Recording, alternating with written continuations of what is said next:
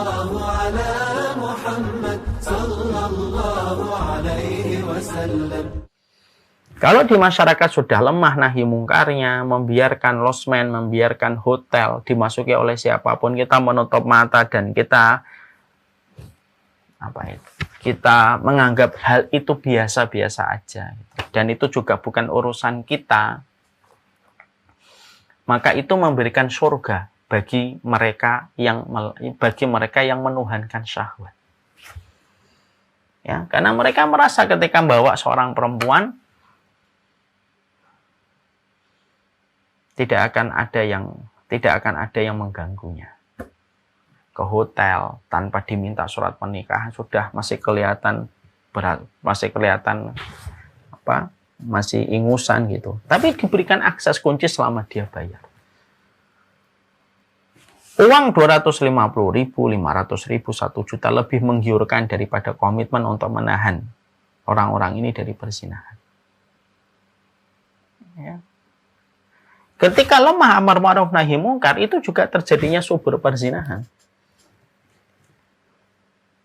Padahal kita paham kan perzinahan, bagaimana dahsyatnya tadi kita mendapati kalau ada orang berzina tidak merasa bertaubat, maka seluruh yang ada di rumahnya saja akan mendapatkan ancaman laknat. Sampai ketikus pun di dalam rumah itu pun akan mendapatkan laknat.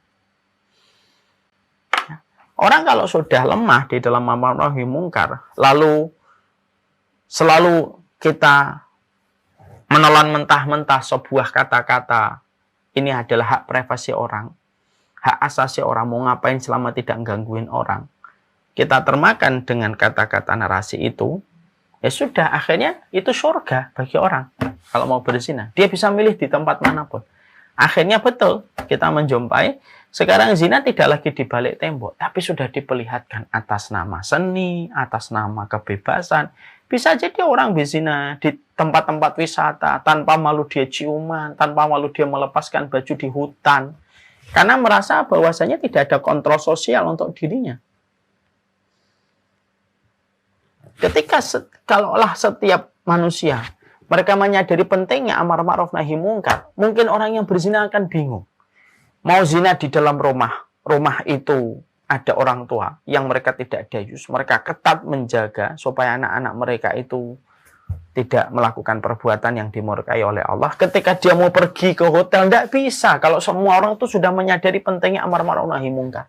Mau berzina di mana orang? Mau berzina di tengah aspal? Nggak bisa dia. Mau zina di tengah tol? Nggak bisa dia. Maka niatnya itu akan luruh itu. Niat itu akan luruh kalau dia tidak mendapati tempat yang kondusif untuk melakukan perzinahan. Dan sekarang di rumahnya orang tuanya dayus, masyarakatnya tidak melakukan amar ma'ruf nahi mungkar. Akhirnya dia punya pilihan yang menggiurkan. Di rumah saya kosong nih, datang dong. Tanpa kita memasang peraturan dan tanpa kita memasang perkara yang bisa membuat anak kita berhati-hati supaya tidak memasukkan laki-laki atau lawan jenis ke dalam rumah. Dia bisa milih di rumah, dia bisa milih di hotel, selama membayar pakai ATM gesek, masukkan PIN, sudah dia mendapatkan akses. Coba kalau yang di rumah ketat, yang di masyarakat juga ketat, karena mereka memikirkan bagaimana rasanya kalau putri mereka dizinai orang, merasakan apa yang dirasakan orang lain, bagaimana kalau anak mereka, putri mereka, kakak mereka, adik mereka dizinai orang. Kalau merasakan itu saja, akhirnya masyarakat di situ, semua masyarakat itu menjaga amar ma'ruf nahi mungkar. Orang berzina walaupun punya niat yang bergelora syahwatnya, dia tidak punya tempat. Maka bisa jadi niat itu akan luruh dengan izin Allah. Ya. Dan itu yang kita peroleh pada kasus anggapan. Yang kelima adalah ya karena dominan akses pornografi. Jadi akses pornografi itu menjadi pemicu. An-nadru sahmun min sihami iblis. Ya. Sesungguhnya pandangan itu merupakan anak panahnya iblis yang pertama kali. Orang kalau sudah memikir itu udah. Yang dia pikir adalah syahwatnya dan melampiaskan syahwat itu. Makanya terjadilah kasus-kasus yang luar biasa. Hari ini kita jumpai bagaimana perzinahan ini kepada ini. Dan itu ketika terjadi, sebagian itu disebabkan karena akses pertama kali kepada pornografi. Nah, itu menjadi salah satu di antara pentingnya kita untuk menjaga anak-anak kita dari berbagai macam perkara yang bisa menjerumuskan dia kepada kerusakan. Ya, saya mendapati kisah dari istri saya. Dia mendapati ada salah satu jamaah yang beliau kenal gitu. Sedih betul ketika mendapati putri mereka yang masih belia sudah terkena pornografi di usia yang sangat belia, disebabkan karena dia memiliki lingkungan, dan lingkungan itu yang melihat akses pornografi menimpa kepada anak mereka yang mereka cintai.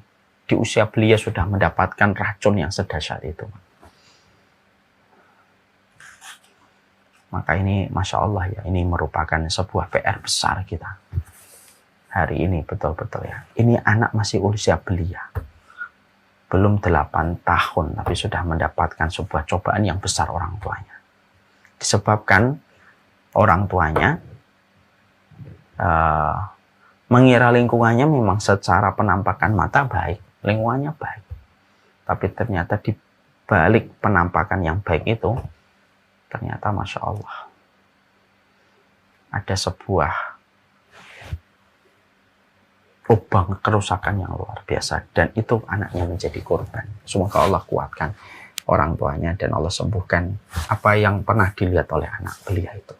Nah, itu salah satu di antara perkara yang kita juga dapati. Mata itu jangan diremehkan. Dia menjadi pembuka banyak hal. Dia menjadi pembuka banyak hal dari semua kerusakan-kerusakan yang ada. Ya, kemudian yang terakhir, terjadinya perzinahan di usia muda itu apa? Karena lemahnya pendidikan akhirat. Gimana kita sekarang lebih menitik beratkan kepada pendidikan duniawi dan duniawi, terus pendidikan duniawi terus yang kita jadikan skala keberhasilan anak kita. Anak kita tidak paham tentang mati, anak tidak paham tentang sunnah Rasul, anak kita tidak paham tentang komitmen sebagai seorang muslim, anak kita tidak paham berbagai macam hal. Kalau sudah semacam itu sudah rusak Pak, kalau sudah tidak ada keterikatan kepada urusan akhirat. Maka kuda yang paling liar pun kalah dengan liarnya manusia kalau sudah tidak mengenal ketakutan kepada Allah.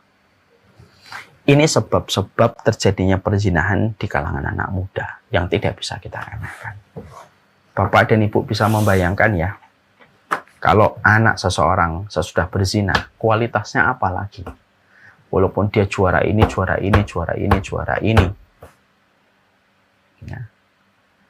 Walaupun dia juara banyak, tapi kalau dia berzina, gak ada manfaatnya di sisi Allah. Kehebatan yang dibangun oleh peradaban iman itu adalah kualitas internal dan eksternal. Kualitas yang dibangun oleh peradaban kapitalis itu adalah kualitas eksternal. Tidak peduli internalnya apa. Ente homo kayak, ente gay kayak, ente pezina kayak. Yang penting ente selesaikan hal ini, maka kamu top. Dan kamu berkualitas. Itu peradaban yang dibangun oleh kapitalisme. Peradaban iman itu enggak, Pak. Peradaban iman itu eksternal dan internal. Anak kita juara matematika, olimpiade ini, Inggrisnya bagus, circle-nya bagus, zina, Pak. Udah nggak ada kualitasnya itu di hadapan Allah. Allah lepas sama orang berzina. Kecuali ketika mereka bertobat dan kembali kepada Allah. Itulah peradaban yang dibangun oleh keimanan. Peradaban yang menitik beratkan kepada kualitas internal dan eksternal. Dan salah satu PR kekurangan dan kecondongan jiwa kita itu adalah syahwat.